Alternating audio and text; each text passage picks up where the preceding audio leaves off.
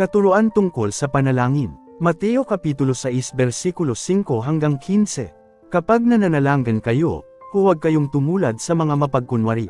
Mahilig silang manalangin nakatayo sa mga sinagoga at sa mga kanto upang makita ng mga tao.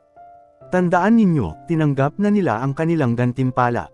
Ngunit kapag mananalangin ka, pumasok ka sa iyong silid at isara mo ang pinto. Saka ka manalangin sa iyong ama na hindi mo nakikita, at ang iyong ama na nakakakita ng ginagawa mo sa lihim ang siyang magbibigay sa iyo ng gantimpala. Sa pananalangin ninyo'y huwag kayong gagamit ng maraming salitang walang kabuluhan, gaya ng ginagawa ng mga hentil. Ang akala nila'y papakinggan sila ng Diyos dahil sa haba ng kanilang sinasabi.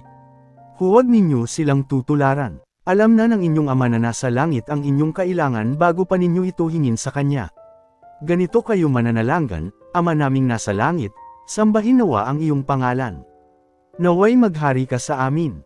Sundin nawa ang iyong kalooban dito sa lupa tulad ng sa langit. Bigyan mo kami ngayon ng aming pagkain sa araw-araw, at patawarin mo kami sa aming mga kasalanan, tulad ng pagpapatawad namin sa mga nagkakasala sa amin.